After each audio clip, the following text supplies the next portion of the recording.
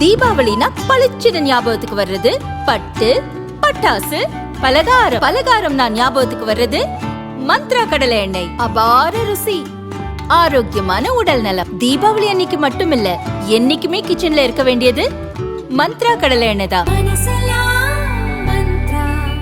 Welcome to Ratna Fan House Sparkling New Year Sale. December 31 முதல் ஜனவரி 4 வரை 5 நாட்களுக்கு மட்டுமே. Sparkling New Year Sale. Ratna fan house, Rajabadhar street, T நகர்.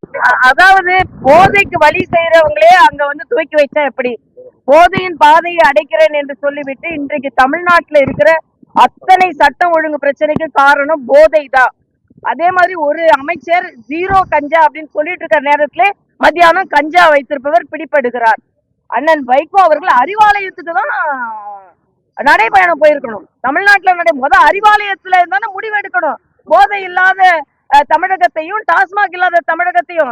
அதனால அவர் இப்படி போறதுக்கு பதிலா அறிவாலயத்துக்கு தான் அவர் நடைபயணம் செய்திருக்கிறார். வைகோ மீது எனக்கு மிகுந்த நம்பிக்கை இருக்கிறது.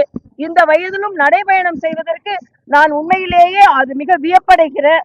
ஆனா அதை சொல்லுகின்ற கருத்து நடைபயணம் போய் தான் இந்த கருத்து இல்லை. அவரு நடைபயணம் தூங்கி வைக்கிறதுக்கு முதலமைச்சர் போனால் அவர் கையில தான் இருக்கு.